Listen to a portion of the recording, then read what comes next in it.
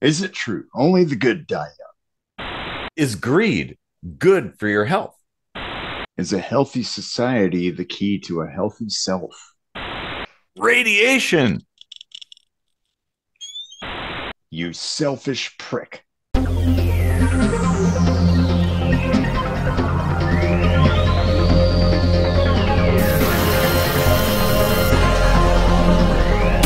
Enable program deep sea diving. Loading Baron Rosenblatt.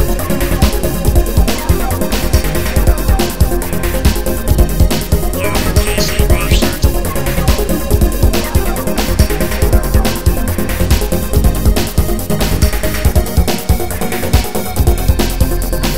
Visualizing season 6 of Kitchen Sink Microscopy. Welcome to another Kitchen Sink Microscopy. I'm Eric Rosenblatt, and we'd love it if you'd like and share this video.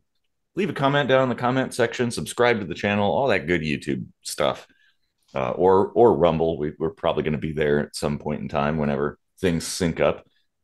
So if you're watching on Rumble, then do the same.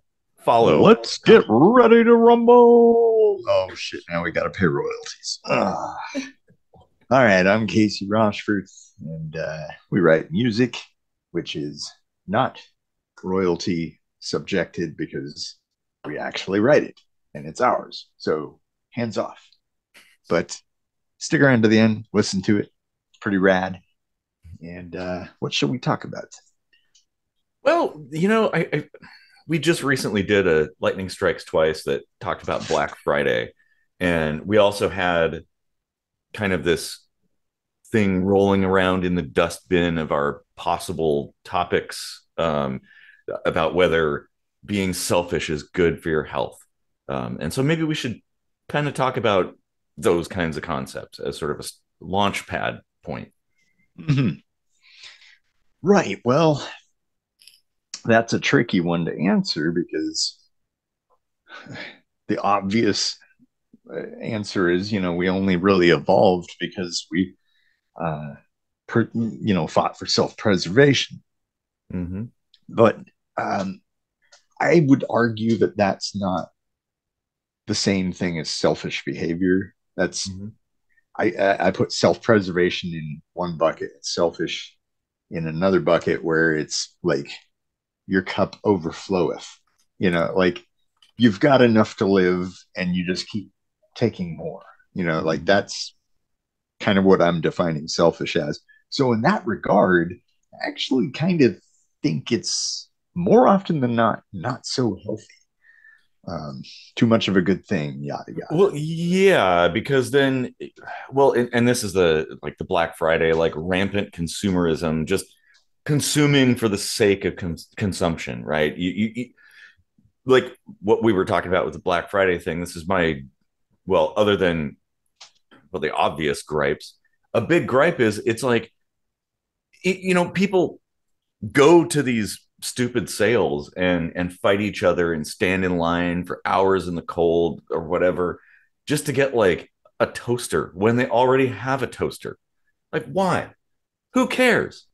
Like the, it's just and that's the thing. It's like, okay, maybe there is some sort of internal thing that's satiated by getting a deal or purchasing something. You get a little dopamine hit or something like that. But I mean, I think there's going to be a point where there's diminishing returns, as with anything that in the beginning, like people who collect things, right? At first, you're, oh wow, you gotta catch them all, right? And then pretty soon you have all of them, and then it's like, okay, well, where do we go from here? And maybe you've crafted your entire life around collecting something. And then it's like, okay, well, now I need two of these things, two of everything, now three of everything, or this weird prototype of something, or who knows? Um, or like, Hello Kitty, right? Or something that like everything Hello Kitty, got to have all the Hello Kitty merchandise. Like, Well, I remember I collected those Star Trek The Next Generation role playing game cards when they came out in like 1994. And then, like they had like a nice white border around them. And then they came out with the black border. And it was like those were more expensive Mm-hmm. for having a black border. Like It's they the literally same. just printed black on it Yeah. and charged more for it. Well, Like, yeah, it's like what? the like Pokemon cards and stuff or whatever. Oh, it's like this is the holographic foil version, and it's worth like $100,000 or something. Beanie Babies, that's another thing. Like I wouldn't fault somebody for having a passion for collecting something, and there are some things that are interesting to collect, but like I don't know. We ultimately, as a human species on this planet, have limited resources. And do we really want to burn a bunch of these limited resources just on stuff that actually doesn't do anything other than sit on a shelf? Yeah, and when you think about all the things that you need for health, Hmm. it's always just right, just the right amount. Hmm. Uh, you've got like your set points and a little bit of wiggle room. And it's like, let's say, calcium, you need a certain amount of calcium. Well, you can have too much or too little, but, like when you start getting to the point where, sorry, I'm distracted. There's now a wasp in here for some reason. Oh, jeez. Um, when you start getting into this point where you're like supplementing things too much, um, it throws everything out of whack. Hmm. So, like, if anything, when you deprive yourself of something on purpose, it tends to be healthy in a way. Like you exercise, you tear your muscles a little bit, you use up some of the protein and stuff, but like then you replenish it, and there's like health benefits that come from that, and that's not Yeah. from like having too much of something. I mean, Mhm. then you get into like Schwarzenegger and stuff like that. But Yeah. even that stuff comes with health risks. Hmm. Well, Um, and depriving yourself of things like fasting actually has a health benefit. Um, mhm. but yeah, I mean, like the idea of is that wasp? Okay, Oh, I'm did you just see waiting. it? No, no, I saw you looking around. I'm just waiting for you to I was wondering where it went now, so I don't step on it or that. anything. Yeah. um. Now I lost track of what I was thinking. Hmm. Okay. Well, it'll occur to me again. Um. We're both distracted by a wasp now. Damn um. white Anglo-Saxon Protestants. I know. Well, I guess maybe we can talk about like greed as well, because Yeah, that kind of comes into it. Like I think humans and probably other high level mammals have greed, um, but sometimes I think, well, in fact, when it comes to commerce and things like that, greed has a mutual benefit. That like uh, somebody making something and selling something, and somebody having some medium of exchange and wanting to buy something, right? Everybody benefits, right? Otherwise, why would the person having a thing sell it? And why would the person collecting whatever exchange medium, money or something, give that up for a thing, especially a thing that has no actual personal utility, right? Like a beanie baby, right? It's like there are people who leverage their house to buy, like they got a loan against their house to buy one beanie baby. There's that classic. I think everybody's seen this one, the divorce trial where both the couple brought in all their beanie babies into the courtroom and divvied them up. Like wow, that's so crazy. I mean, to me, it's like I think that the divorce is the big thing. Like, who cares about these little stuffed animals? But I mean, for some people, that's what they're into. there's I don't know. Again, I think there's a dividing line between standard everyday commerce. Like, I need this thing, I want to buy it, I'm willing to pay a little more for it rather than hunt it myself or whatever. Mhm. Um, and actually, like, spending a shit ton of money to get something that might be super important to you and another person might not give a shit about, or even worse, something that you're just collecting for the fun and shits and giggles, and somebody else might actually like need it, Mhm. um, for an actual purpose or even to live. Who knows? Mhm. And that's where you start getting into this weird realm where there's like hoarding, and that's not helping anybody. It's, I mean, it gives you your dopamine, sure, but Yeah. that's just you. That's the selfish behavior that's not really contributing to society in any healthy way Well, whatsoever. it's interesting that you bring up hoarding too, because that like there's the hoarding, say like collecting as many of like the Hello Kitty, right? Oh, I'm gonna have all the Hello Kitty, everything. In fact, my dad's neighbor um, has a Coke room in the upstairs of his house. It's everything Coca-Cola, like Yeah. all the Coca-Cola themed whatever. Like he has it all in this room. And okay, that's fine. But then what I'm thinking about is the hoarding where, well, there's TV shows around that where people fill their house is full of junk, just like literal junk. Might as well trash. How Mm-hmm. many pizza boxes are they sitting on? That kind of thing. Like Yeah. there's dead animals underneath mountains of old soda cans or something like that. Like Right. that's that's where that becomes unhealthy at that point. Yeah. I mean, my parents' house was pretty messy. Um, I wouldn't go so far as to say it deserved to be on that TV show, but like there was definitely like a concerted effort to keep it from getting to that point. Mm-hmm. Like, I would go over there often and start cleaning things up, like there'd be a bunch of aluminum cans piling up over here and some Mm-hmm. dishes over here. And, of course, like, that is breeding ground for things to hide in. Yep. Um, if even things you don't see with your own eyes, like bacteria and mold and so Mm-hmm. on and so forth, which of course are detrimental to health. Um, Yeah. so that's actually, yeah, like another good thing to point out is like the selfishness in being lazy, too lazy to tidy up. Yeah. Um, like, people might think, oh, that's just aesthetic, but it's kind of not. Like, when you No.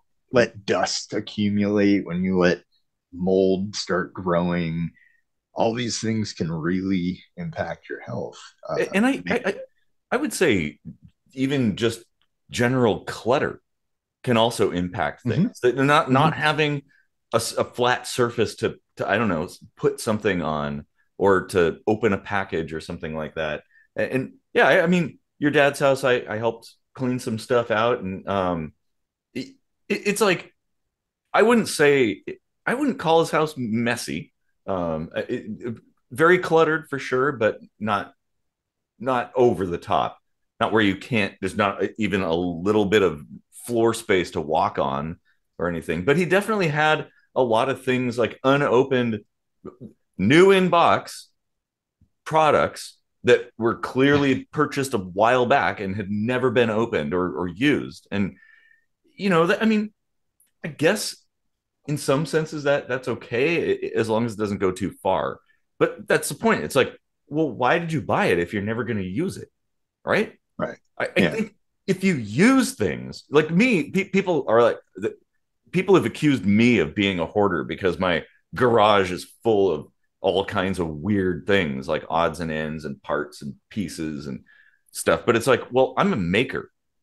Anybody who's seen Mythbusters, right? They have the bins full of things, like a bin full of nothing but hats, a bin full of a bunch of fabric scraps or something, like there's a reason to have that stuff because when you need something and you're like, oh, wait, I need a bolt that's this weird bolt. So it's like, oh, I'm going to dig through the bolt bin and find something close enough. That it saves you That right time. there, a bolt bin means it is actually organized. There's just a Yes. lot of it. Yeah, Yeah. exactly. And that I think is the key, because like I have designated places for particular things, Yeah. so that when I need to find something, I don't have to wonder where it is. I'm like, oh yeah, it's probably in this thing that has all the screws and bolts and stuff like that. I even have things labeled. I mean, it's like a, but the thing, like, if you get an IKEA thing or whatever, and you always end up with a couple extra screws or something, or whatever, a TV bracket that comes with way more bolts and screws than you need. Well, save those if you build things, because it's like, hey, you never know when you're going to need one of those things. and Yeah. and that makes sense. But it comes down to use, right? Like, are you using the things you have? And I'm kind of contemplating, what do they call it? Oh geez, there's this kind of trend, about, like, getting rid of stuff. Purging or something. Yeah, that Spring I cleaning. do. And I think, like, okay, well, other than like memorabilia, sentimental things, like stuff from my past, family and ex-girlfriends and whatnot, like that kind of thing, I'll save those things. But if I don't use a thing on the regular, um well, it's probably time to get rid of it. Go through. We Yeah. actually should kind of do that and, like, purge our households and our spaces of useless stuff, because it's Yeah, useless. that's a gamble. It is a gamble because like there have been plenty of times where I've done that and later regretted it. Like, oh, now I need that thing Yeah. or whatever. But like at the same time, like I couldn't really be where I am today if I hung on to everything. Mm-hmm. And like moving across the world, Mm-hmm. uh, you kind of want to pare it down as much as Yes. possible. Well, and I Um, think I think it too. It's like, yeah, I get exactly where you're coming from. I've gotten rid of things that I totally regret getting rid of, because, like, okay, well, now it's impossible to find this thing now. um, mm, or even if you find it, it's impossible to get because it's like too expensive or something. um, but yeah, I think I still have a USB extension cord, even though I have never ever needed it. But I remember when we bought them over 10 years ago, they were already like a really hard to find item. mhm. I was like, well, maybe that'll come in handy. Yeah. Well, and here's the thing: if you get rid of stuff, um, it's important that it go to a good home, right? Like, when you and I and our friends and stuff, like, went through your dad's stuff, and it was like, the things that we pulled out of there aren't things that they're not going into a dumpster. They're Mhm. going to have a second life. So that's a good thing, right? Like, it should go to use. It should still serve some kind of utility when you get rid of it. Um, that's important. Even if you, but yeah, well, tools though. I never get rid of tools, because, well, something I've learned. It's like, well, there's a bunch of tools I've spent a ton of money on, um, for like one specific purpose, like my electric testing thing that detects shorts in, automotive cabling and tells you the direction and the distance to the short. Oh, Really expensive unit, but it's one of those things that, if you don't have one, well, it could take you days or months to find that particular fault. And so when that comes up, hey, it's like, I have this thing. I have, like, an inspection camera and all kinds of stuff. It's like, even if I don't use it that often, um, it's good to have, knowing that whenever that situation comes up in the future, I have that tool to be able to solve that problem much faster than if I didn't have the tool. did Um, you uh did you save any of my dad's tools? yeah. Oh, Yep. good. Oh yeah. Yeah, I grabbed a few things. So Like I totally would have done that if it weren't for like tools being super heavy. Like I couldn't yeah. really bring any tool. I grabbed like a few really important pieces here and there, like Mhm. rare tools or whatever. That was about Yep. it. Oh yeah, yeah. Like between all of us, like there were a lot of tools brought out and they're gonna be used. Yeah, your dad had a bunch of old screwdrivers and pliers and things like that. And it's like to me, I love the old tools. That they were made better back then. Yeah. Um, and so yeah, and who knows? Maybe when I die, people would go rifle through the house and they'll be pulling the tools out and using them again. Well, and like behavior like that, collecting things that are useful, Mm-hmm. um, that I don't see as problematic at all because it can help other people too. Like Mm-hmm. you can be like, oh, you need to borrow this tool. I totally have it. Like don't bother, like trying to buy it on eBay for Mm-hmm. $800. Exactly. Well, yeah, And, and I that's actually one of the reasons I have tools and I learn how to do things. Like people all often ask me, "Oh, do you have a?" And I'm like, "Yep." I probably do have whatever tool, because yeah, my whole garage is just like nothing but tools and you should just start like a side YouTube channel, like the tool guy, and be like, oh, hey, let me know what tools you need, and I'll Mhm. ship them to you, and Yeah. Well, it's like I purchased a lot of this stuff to solve my own problems, but now it's like, oh, now I can use all this stuff and experience to help other people solve their problems without spending a fortune. Like that diagnostic tool, the short finding tool. It's like, man, if you had a short in your car and you brought it to an auto shop, it could cost you thousands of dollars. Whereas with this tool, it costs you nothing but just a little bit of time and effort, and you could trace down a fault in your car's wiring yourself. Um, it's super cool.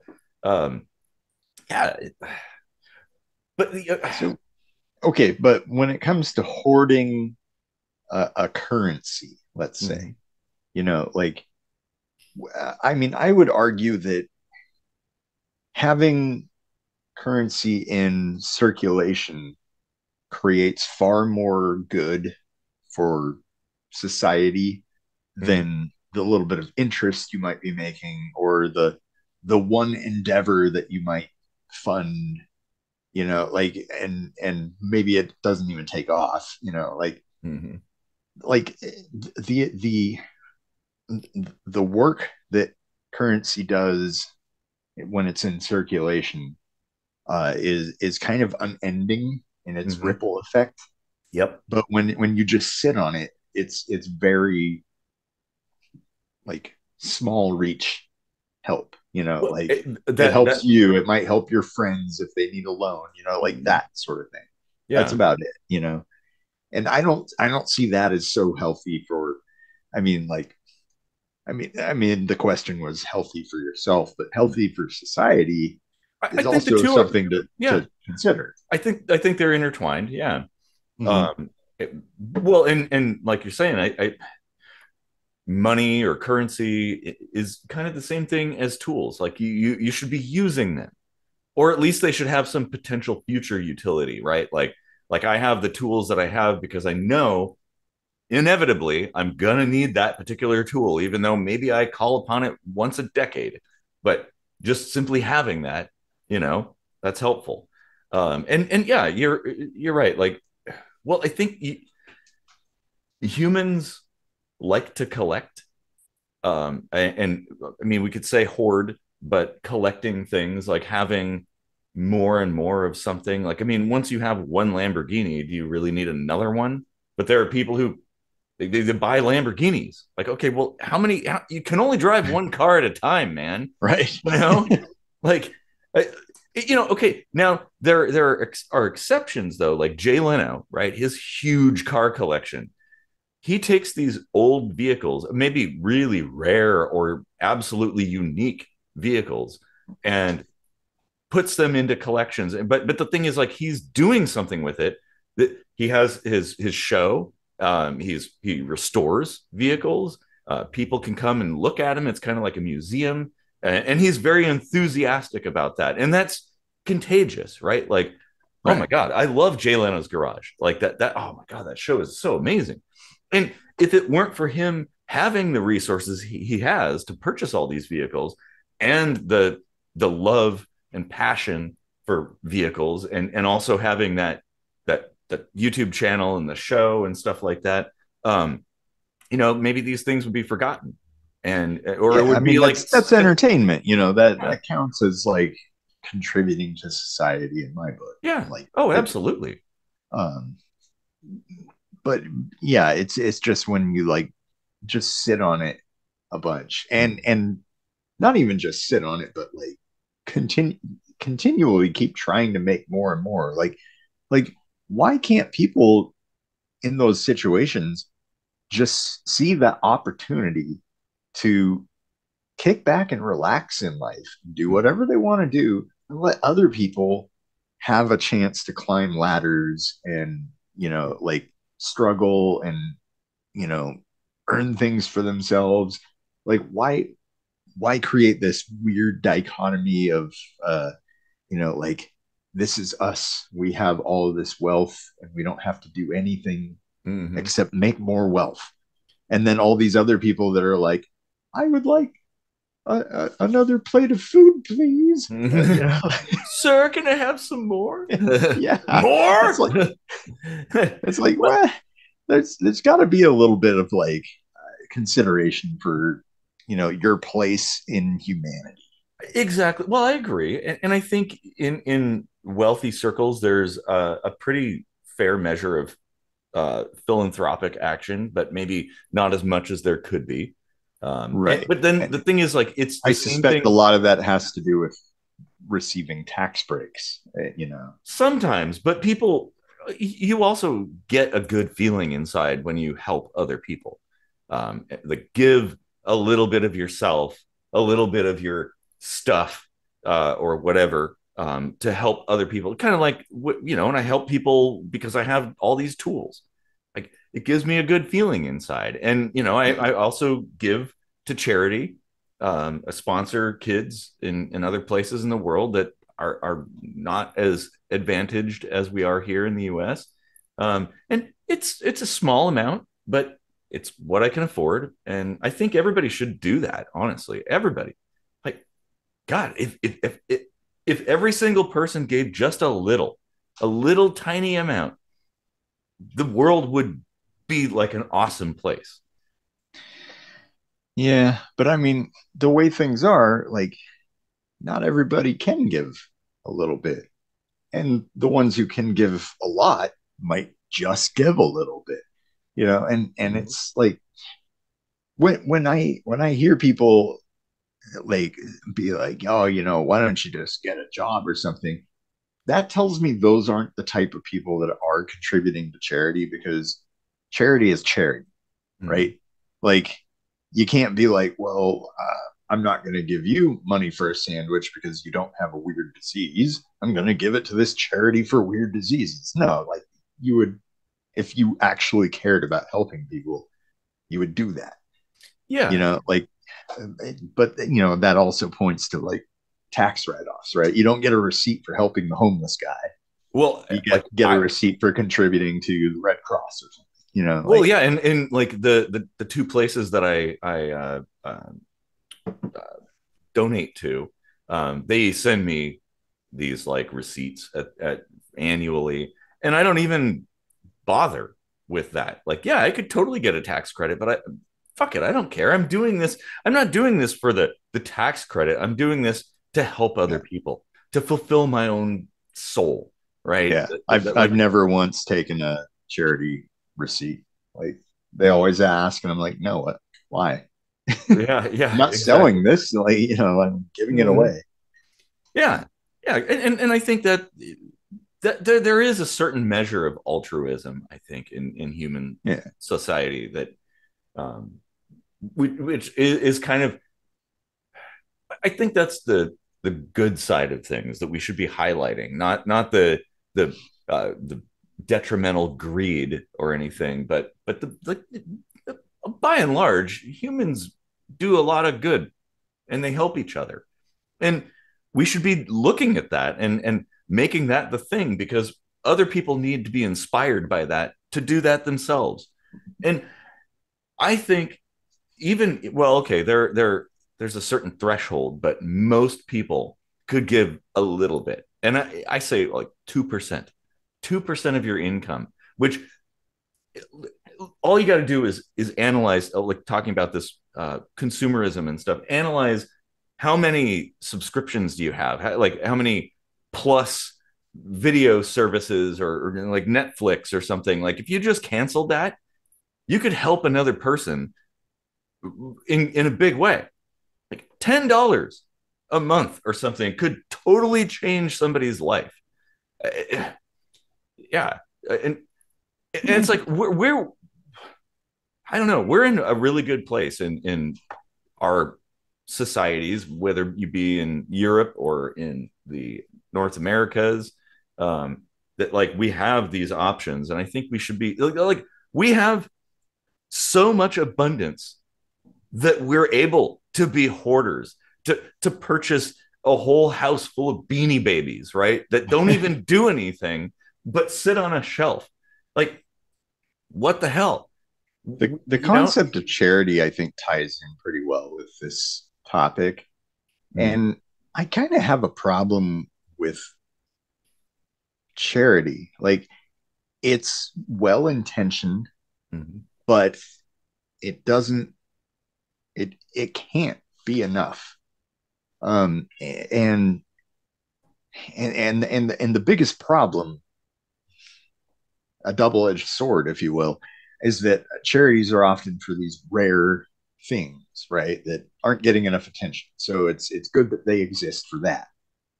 But at the same time, like, they're never really going to be able to achieve what they need to achieve. So really, they're just kind of like calling attention to something sad and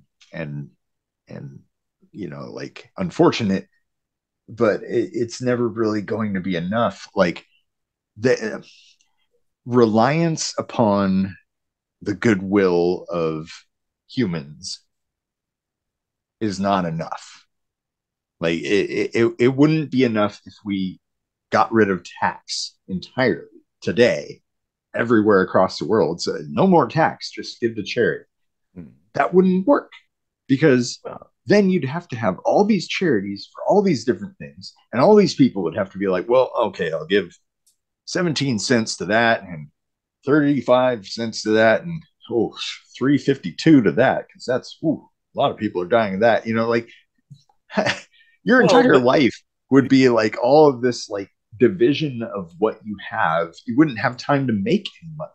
Well, no, maybe, but I think the reason there's these really obscure charities for very, very specific diseases or ailments or circumstances is because there is like a umbrella solution, like in the Western world and stuff. And so, like, but the thing is, you don't have to.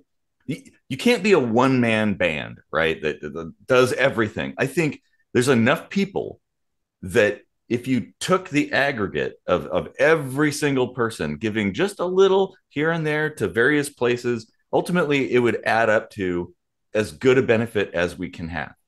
It's sort of like violent crime, right? Like, we can't eliminate that. There's no way to stop all of the rapes and murders and robberies and stuff, but we can try.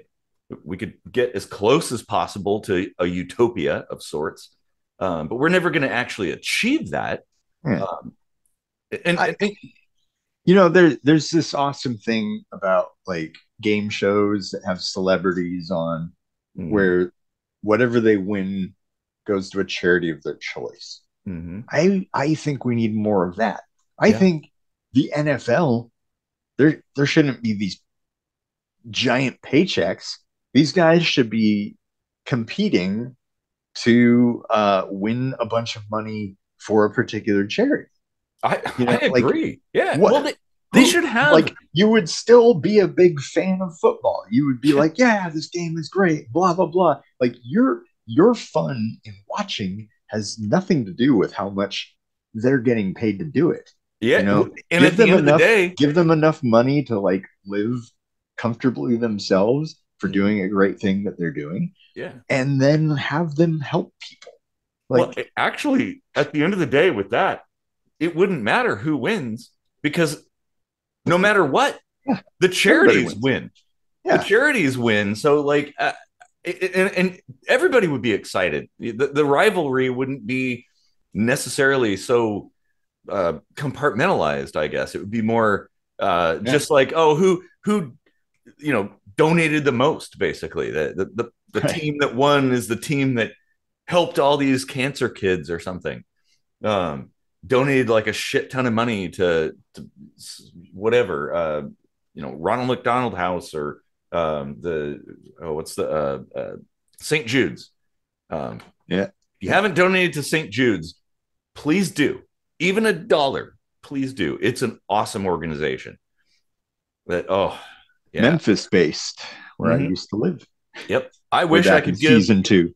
if I had more money, I would be giving all of it to St. Jude's, honestly. Like it they are such an amazing organization. And they're not alone. There's so many others.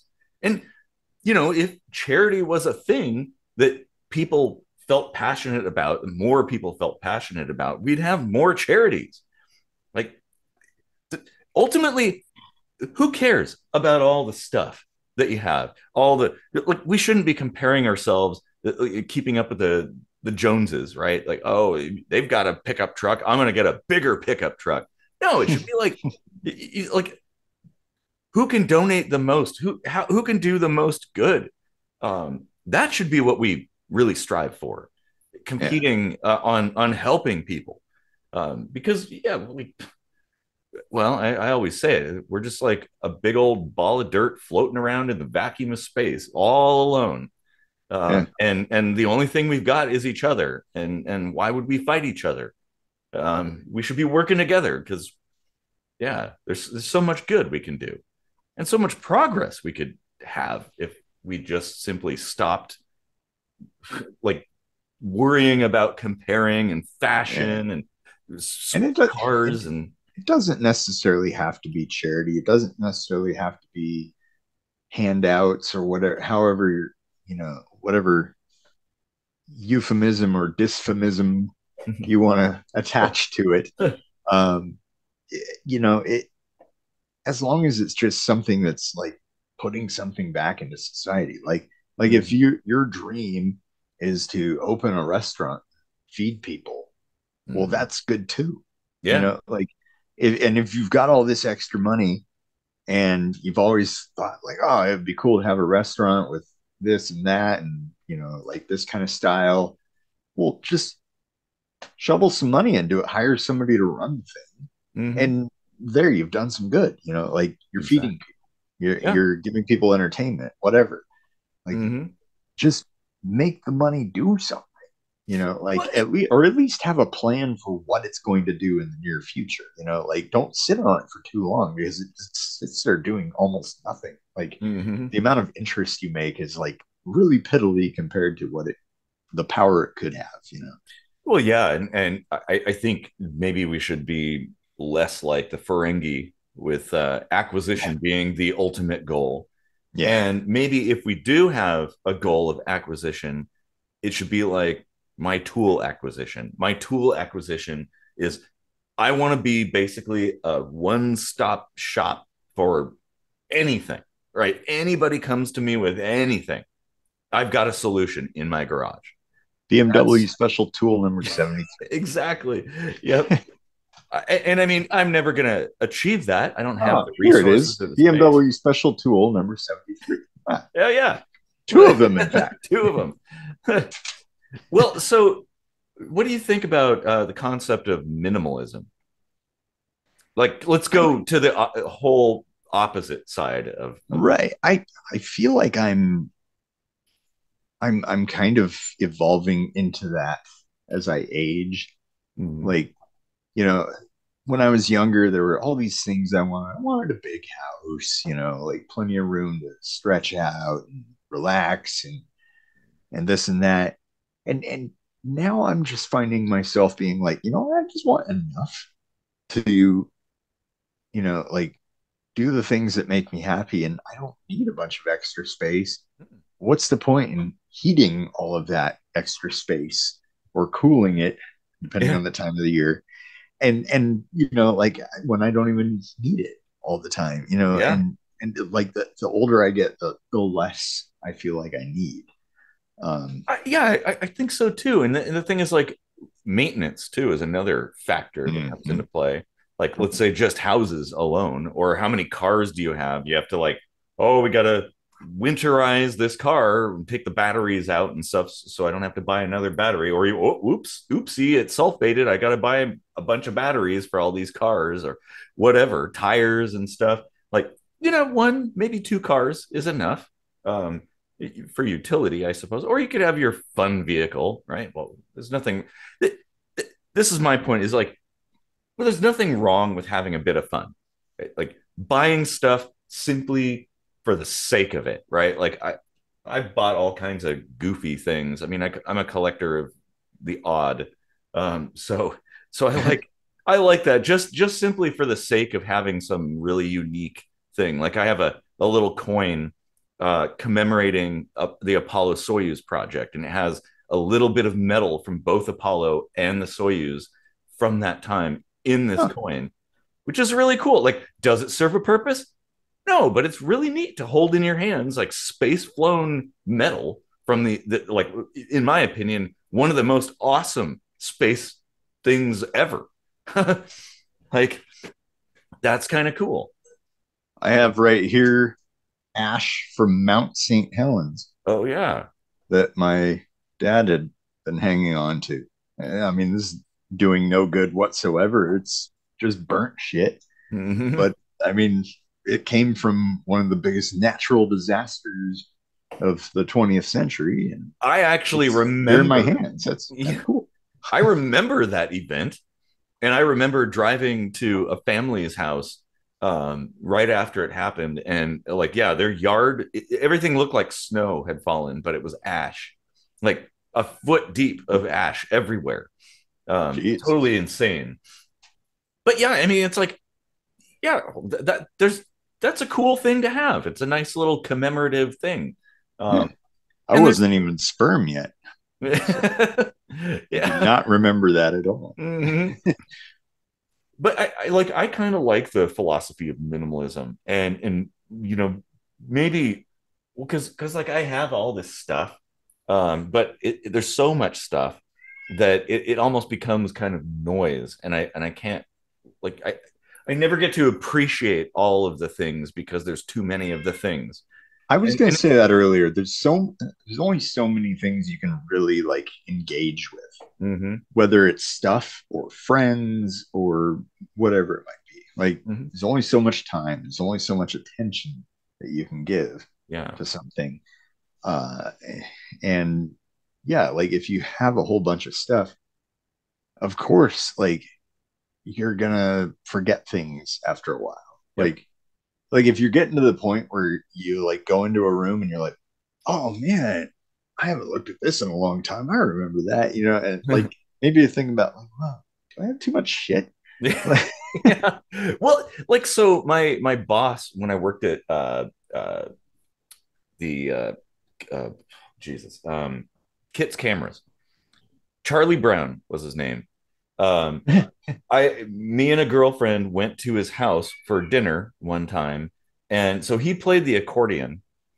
He was really good at playing the accordion, but there was a room with like a bunch of accordions in that room. He had tons of accordions, like probably some like really valuable accordions.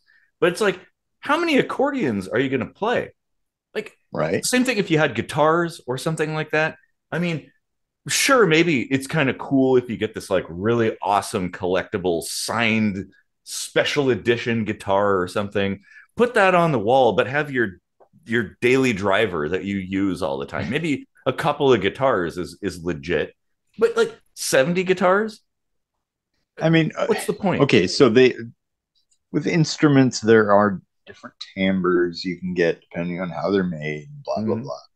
blah. So I can kind of see that, like if it's actually something that you're using to produce music with, Mhm. I could see that. But if it's just like a hobby, it's like, oof, that's a lot. Well, especially if you never play, right? Yeah.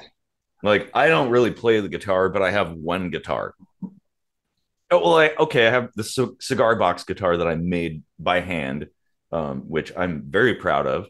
Um, but Okay. like that's it. That's all I got. Like I guess if you're a professional musician, then it makes sense to have a whole bunch of instruments, right? Because you might be like, oh, we're gonna do this performance. This is the instrument that fits that, and well, it's the same thing like being a mechanic or an engineer or something with having all these tools, that kind of thing. Like I have all the tools. Like I'm not always, yeah, sure, I have like 400 Phillips number 2 screwdrivers. But like there are situations where this screwdriver is better than that screwdriver. And maybe I have like some project where there's like 10 people working on something and everybody needs a screwdriver. That makes sense. Or you lose one, right? The common thing that, oh, geez, the 10 millimeter socket. Like you gotta, if you have tools, you have to have like 110 mil sockets because they disappear for some reason. It's like they disappear Yeah. like pens in an office. And 13. 13 Yeah. goes missing a lot. Yeah. Um, yeah. Yeah, I don't think I've ever had more than like two guitars at a time. Well, maybe three at the most. Mhm. Um, but yeah, at least one had to be like an acoustic, right? Because Mhm. you can unplug your electric guitar and play it acoustically, but it absolutely doesn't sound anything Nope. like the acoustic because that actually relies on the reverberation of a physical thing you're holding in your hand. Yep. It's The not, resonance in the sound box and stuff like that. yeah. So like, there are situations where it does make sense to have more than one thing. I mean, you could argue those are two entirely separate things, actually. Mhm. Um, but yeah, like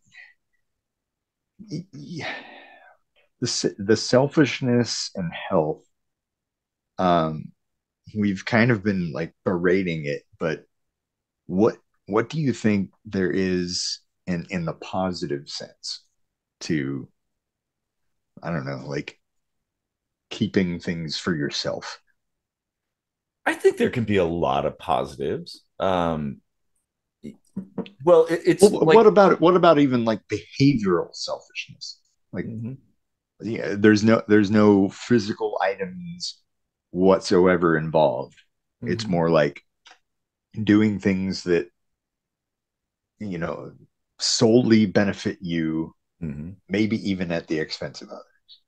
Like, Yeah. Well, I mean, it is still kind of a component of self-preservation that's sort of like a almost an inherent trait of human psychology that's been a survival uh, thing. This is probably going back thousands, tens of hundreds of thousands of years or something that well, and actually, I think it does in a way because so the thing is, doing good for others can be a selfish act. Like, okay, let's ignore the tax side of things, but like it's kind of the pay it forward that if you do something nice, you give of yourself for another person's benefit, well, then they're going to remember that. And when it comes time for you to call on a favor from them, well, now they have a reason to give of themselves for you. mhm. Whereas if you'd never done, if they were like, please, sir, can I have some more? And you were like, more, and slam the door on them, then, they're going to remember that too. And then when you're the one that is in need and you go to them, they're going to be like, yeah, you're an asshole. I'm not doing anything for you. So like there is a benefit in a way in that regard for like there's a it's kind of a selfish act because you're doing things knowing that you're planting that seed in another person of goodness and stuff so that when when the tables are turned they might be inclined to help you, or maybe just simply not attack you, right? Yeah. You know, the it, Well, so it's an interesting thought experiment because, like, biologically seen, that's exactly how altruism has contributed to evolution. mhm, Um, you know, preserving the local gene pool mhm, is in your best interest because um, your neighbor has a lot in common with you. Your family members, of course, mhm. have even more, so on and so forth. Um, but when it comes to like need, the inherent need that comes from being like poor, you would think, oh, those people would be more inclined to be selfish and be like, well, I'm sorry, I can't give you some of my food because I'm hungry too. Yet they have more empathy because they know what it's like to be hungry. They Yeah. don't want other people suffering. So it's like, it's almost this um, counterintuitive thing where, like, the less you have, the more willing you are to give. I think that comes down to like the appreciation of things, that when you have very little and every little bit of what you have counts significantly, like if you increase the significance of that, um, you recognize the importance of something so simple as like a hot meal, right? Yeah. And that Or right there kind of outlines why charity alone can't really work, is because the amount of people contributing to charity might be high, but the amount they have to draw from is very, very low. And the amount of people that have very high reserves are giving, a bit, you know. well, I think if the thing is, if everybody's giving like 2%, right? Um, somebody with like $1 billion on hand, if they gave 2% of that, that's a lot more than if you or I gave 2% of our net worth. It still counts um, quite a bit. Um, In large amounts. yeah, tie into Depeche Mode there. Good song, by the way. Um, I think you could solve most problems, or at least mostly solve most problems through charity. Yeah, I Um, mean, money alone doesn't solve no, no, anything anyway. no, and Uh, in fact, I think the this hyper focus on money as having any kind of significance is in itself a problem. That we need to think of money not as like a thing to acquire, but more as a tool to use. That it's which really it is, especially in today's world. Like if you go to most countries on planet Earth, money is just fiat currency. It has no intrinsic value. It's just pieces of paper or coins or numbers in a digital account. Like it doesn't actually mean anything, and yet people people kill each other over that. Like yeah, it's just a fucking number, bro. Like relax. right. Like it doesn't matter. And we really, I think if we could change that dynamic, change the perception of that to be like more to see money as just a medium of exchange, right? A store, a conversion of say work into product, right? Then the world would be a better place. Honestly, like, yeah, it doesn't really matter. You know what really matters is time. You can always make more money. In fact, it's pretty easy. But what you can't do is make more time. When your time is up, that's it, bro. You're dead. I wonder if what what if we just one day flipped a switch and said, you know what, we're going to look at economy in an entirely different light. Mm-hmm. And it's all going to be based on contributing to society, work, right? Mm-hmm. Work or charity, one of those two things. And if you do some amount of work, the pay you receive ought to be based off of what you need and want. Mhm. Like like the bare minimum should be what you need, and you should say to your employer, this is what I need to survive, like, and I'm willing to do this work. And they'll be like, okay. And then they'll be like, well, what do you want though? And you'll say, okay, I want, an extra car, you know.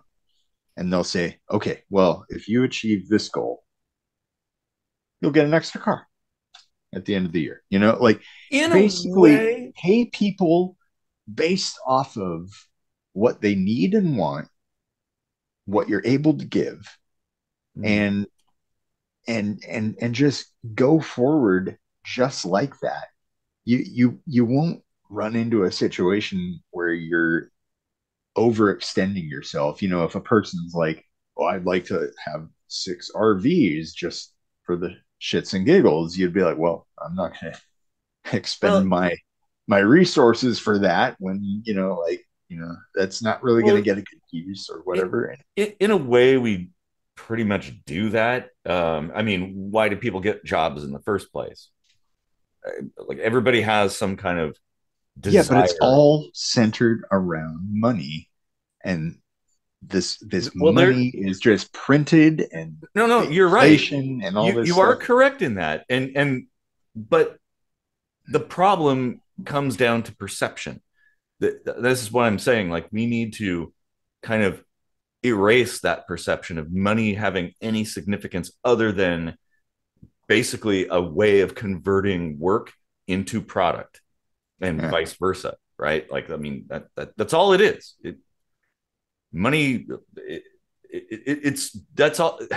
Well, because kind of what you're saying might involve sort of like the barter system, which on paper is a really good idea and it actually can work, but yet you still need some way of turning a thing into like a form of credits or whatever, so that it's universal. We need a universal medium of exchange, so that because like if I came to somebody and let's say I don't know, I'm a carrot farmer and I grow carrots and I have this huge piece of property and I've got thousands of carrots, and well, okay, I need a tractor part, right? So I go to the tractor supply company and with my carrots in tow, I have like a basket of carrots, and I go there, and they're like, "Well, we don't really need carrots. What we do need is, I don't know, like something to clean the floors with, or something, or some light bulbs because we got burned out light bulbs."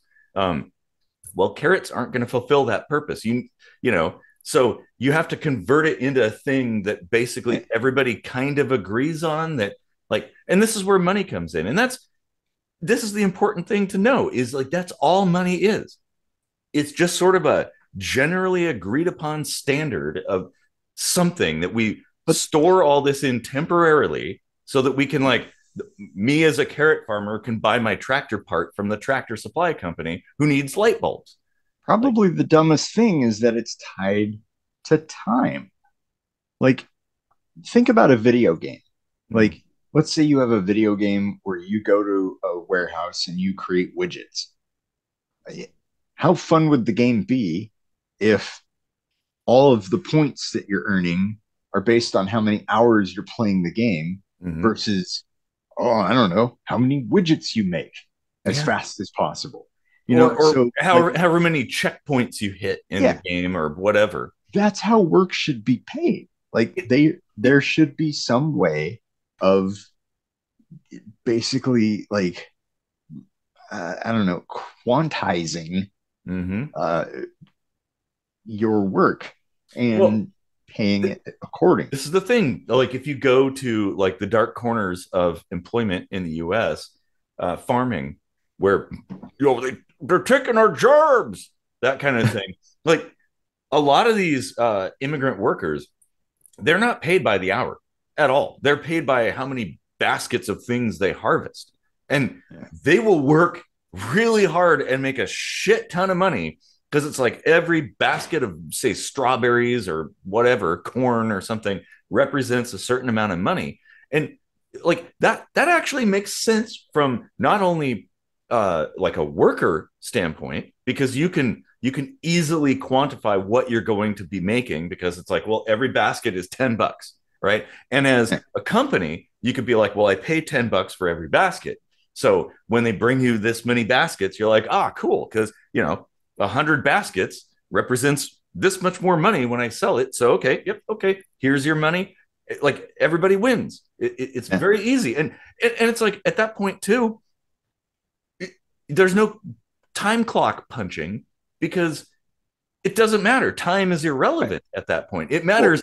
Productivity matters. It's like, how much are you creating?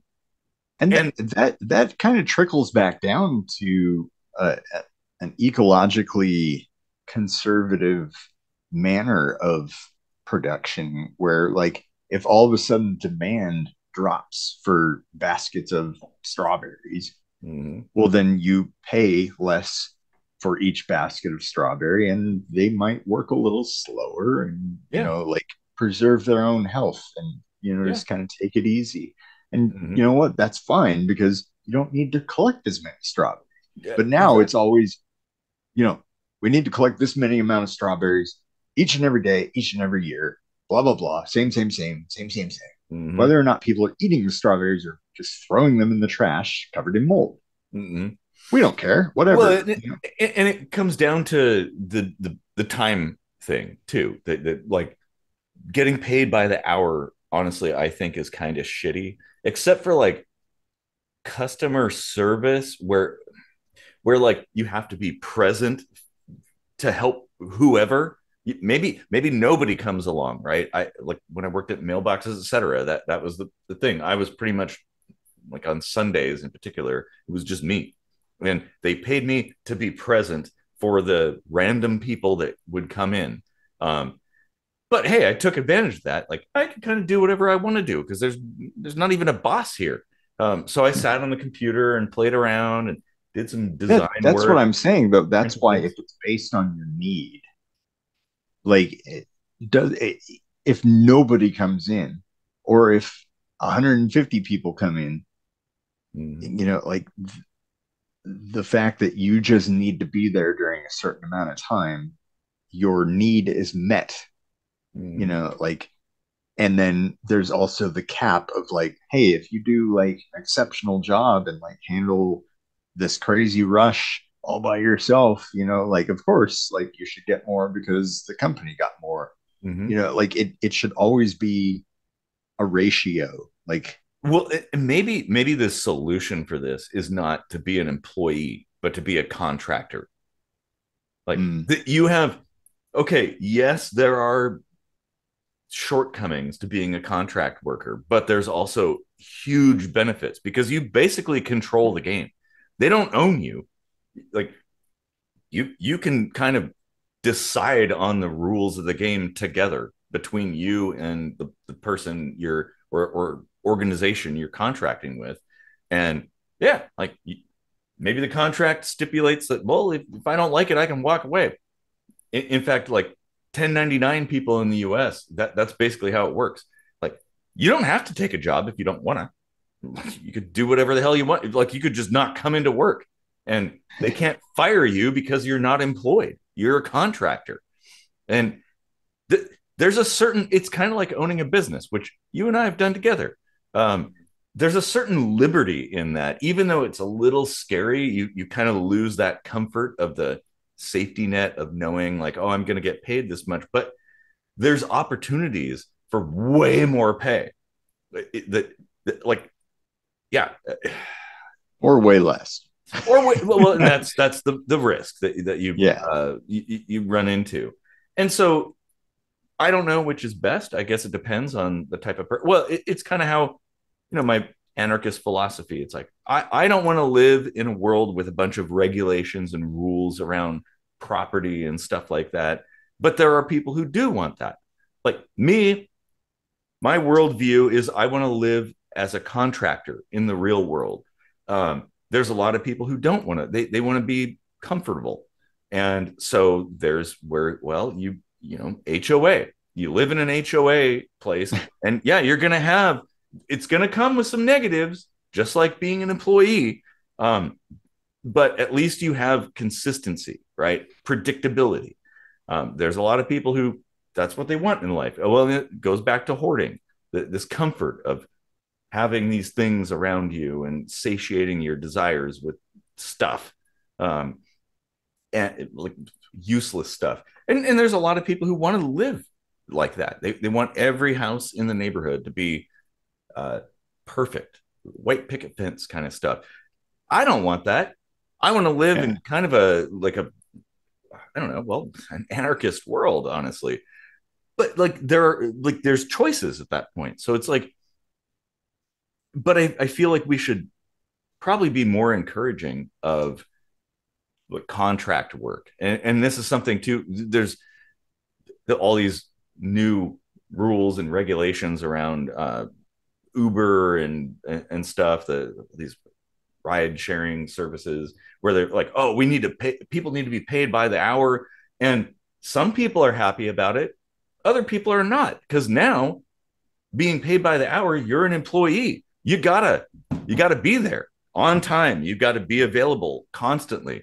Like you have no free will at that point. Whereas the biggest appeal for gig workers too, same thing.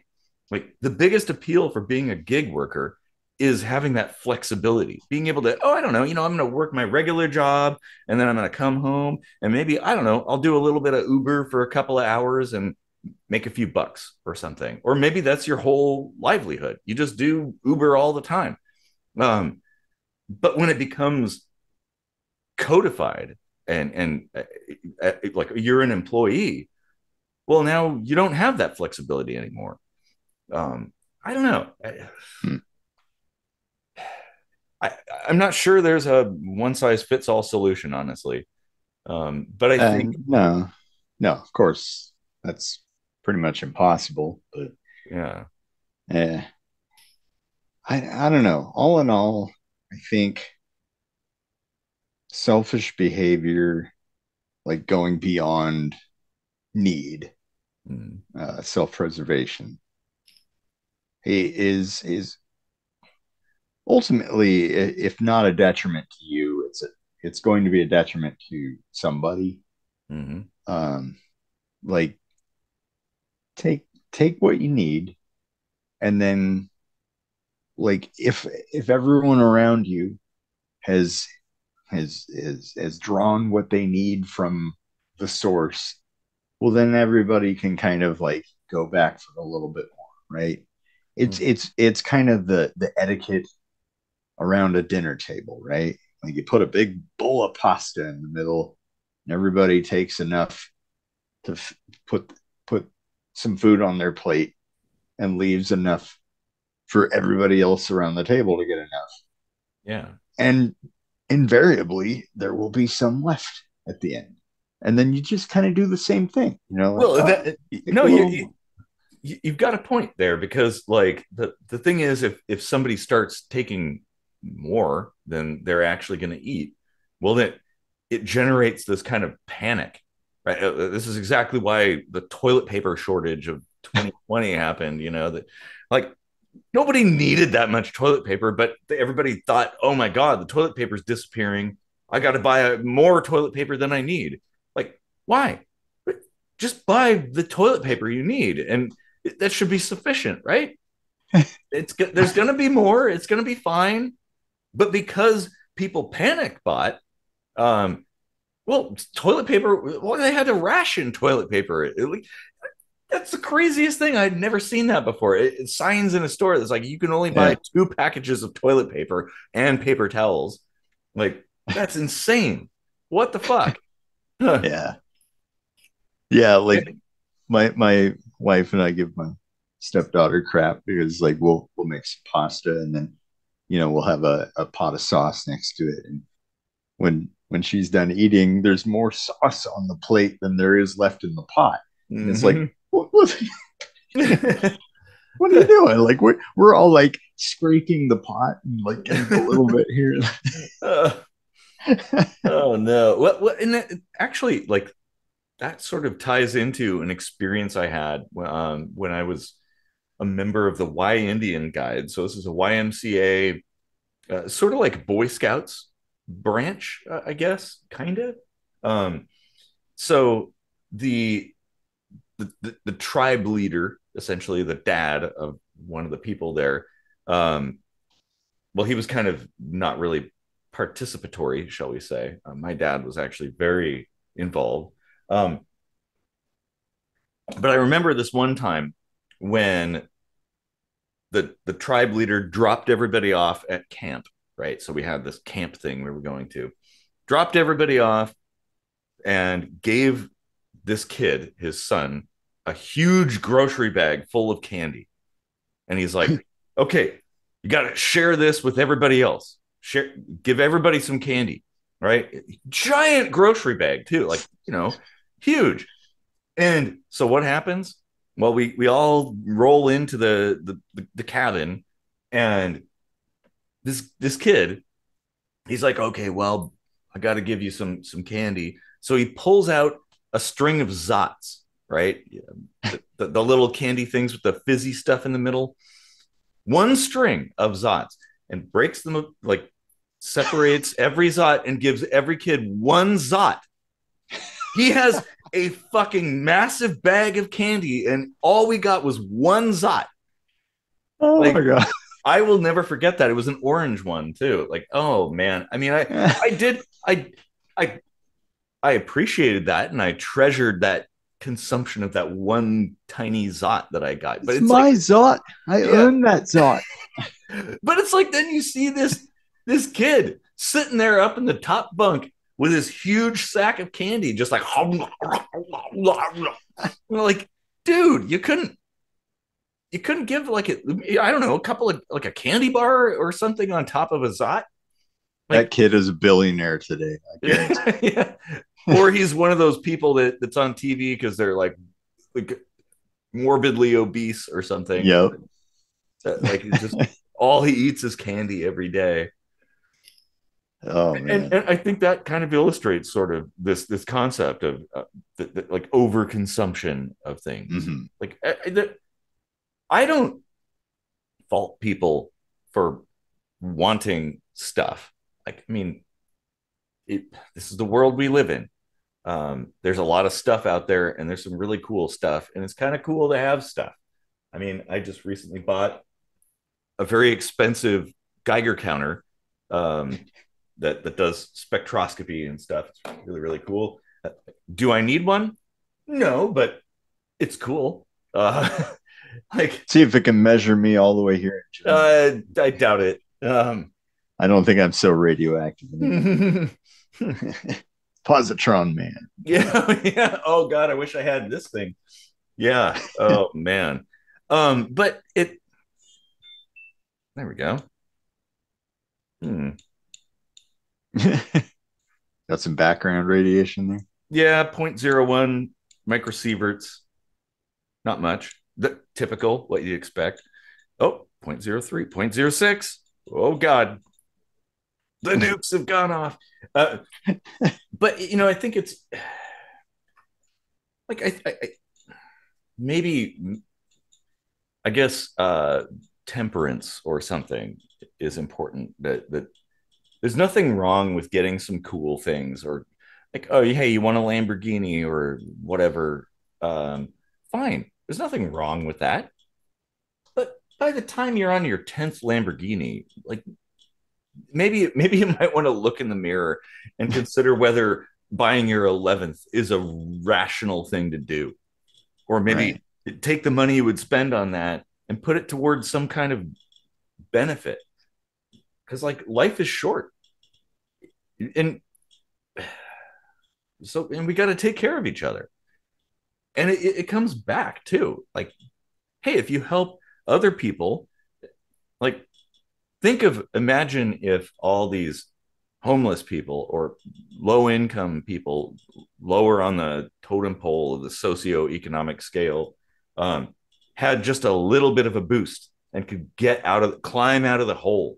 Like, that would be like, what is it?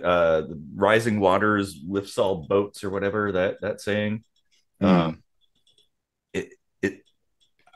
It ultimately benefits everybody if everybody's doing a little bit better. Yeah. Yeah, I mean, I've heard of stories of people like rich people, um, not even like millionaire, billionaire level, just being like looking for their Xbox game. They can't find it. Rather than just clean up, they go buy another copy. Like they know it's still in the house somewhere. They still have it. And they go buy a second copy of the same game. Well, What maybe could if you you're possibly need two copies of the same game for if you have one Xbox? maybe if your house wasn't full of Beanie Babies, you'd be able to find it, right? Right? So, I mean, stuff like that is like maybe it's not harming anybody in a super detrimental sense. But when you like, I don't know, add all that greed on top of the next greed, like what is this really like? Are the benefits outweighing the costs? I don't think so.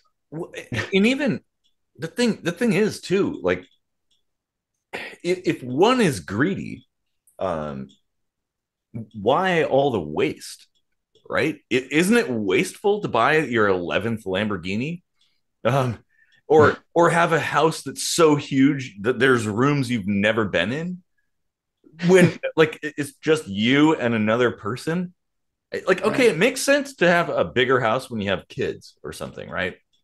But do you need a big ass house with like 45 rooms when it's only you, maybe just you?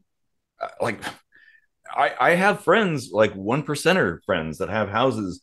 There are rooms that they never use. They exist. It's a room that it just has some furniture in it and they never go in there. Like, what? Why? Okay. So when I lived in Memphis briefly, and the cost of living was much lower, and I ended up getting a pretty good paying job. I had a 3 bedroom house to myself, Mm. just me Yeah. and my cat. Mm-hmm. Um, Oh, a and cat and requires its own room. yeah, I furnished each room just in case I had guests or whatever. So I had Yeah. 3 beds, and you know what? In the 4 months that I lived there, I utilized each room, even though I never had a single guest. Mm-hmm. And like I woke up in a night sweat one night, and I was like, oh, I don't want to like lay on this bed anymore. So I went to the next bed and I Mm-hmm. used it. And Yeah. one of the guest bedrooms doubled as the room I did the show in and stuff. So like, uh, although I did sleep in that bed once or twice also, like just a nap or something, because I would be working from home underneath the bed, like it was like a bunk bed with the office space under it. Oh And then I yeah. would Yeah. just be like I'd turn the meeting on and then shut my camera off and go up and take a nap. Been there, done that. Not that I always did that, but you know, like so, like it is possible to have nice things and utilize it and enjoy it for the time that you have it. And, Yeah. like I don't have that much space now, like but I mean I have enough, Yeah, and and that's fine. I think what you're saying is absolutely poignant. That it comes down to utilization.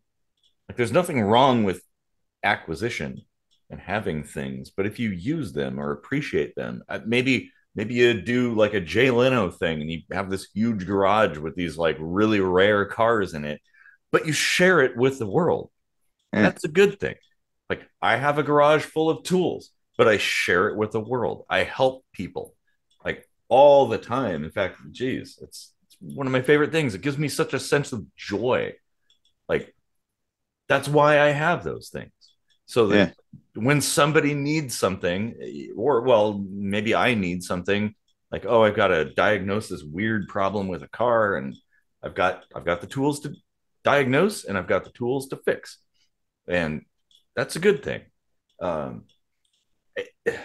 I, yeah, minimalism. I think that's kind of the direction we should be going. That we should only strive to have what we really need. and then a little bit beyond, just a couple niceties, right? Because I mean, why not revel in the joys of modern society, the results of the industrial revolution? Like it brought so much to us, and we have such abundance. But it I remember an episode of the Bernie Mac show where in that show he discovered that show's version of Costco, where like, oh, you could buy these huge things of toilet paper and ice cream. And so he bought so many of them, like giant tubs of ice cream, and the kids were like throwing the ice cream at each other and flushing whole rolls of toilet paper down the toilet and stuff. Because like it seemed like an endless supply, but it really isn't. Like, why waste that stuff, right? Like, I don't know. Like that time I came home with a TV sized box of toilet paper when we were roommates 20 years ago. Or the time we had like an entire fridge full of Ketchup. Yep.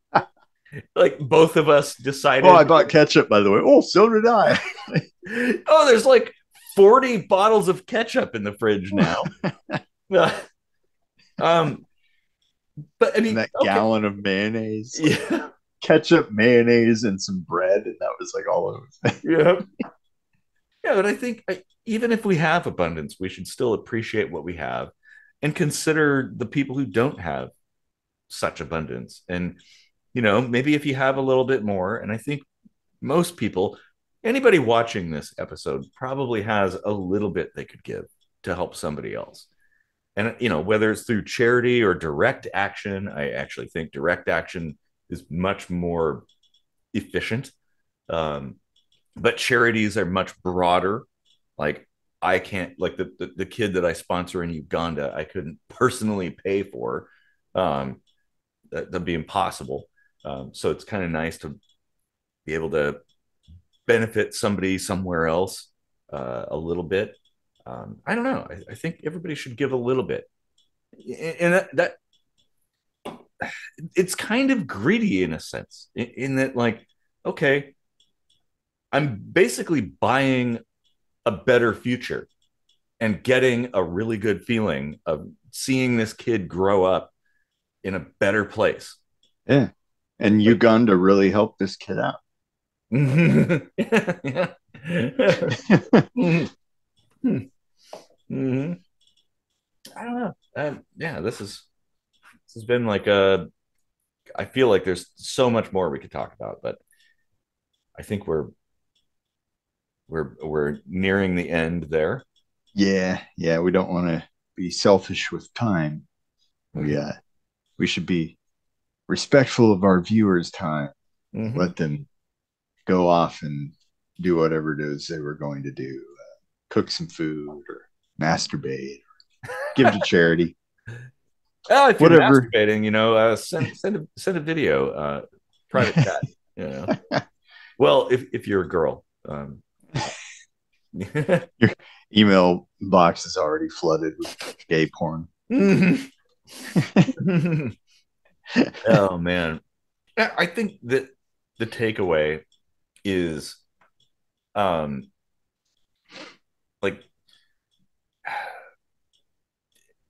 if you have the desire to acquire things, just know the limit. Like, go pick a threshold and acquire up to a certain point, and that's good enough. And if you go beyond that, then give your surpluses to help other people.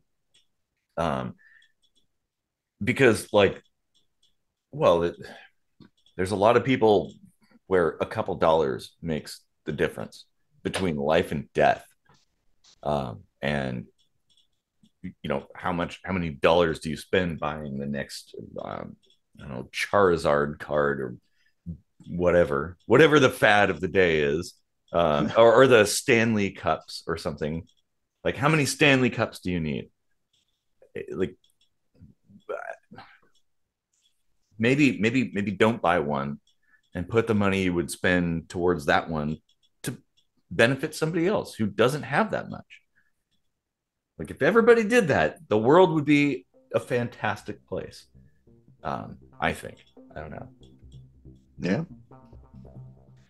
Well, thanks for deep sink diving into selfishness. And if it's okay with you, let others deep sink dive next to you. Don't be too selfish of the sink. The sink is big enough for all of us.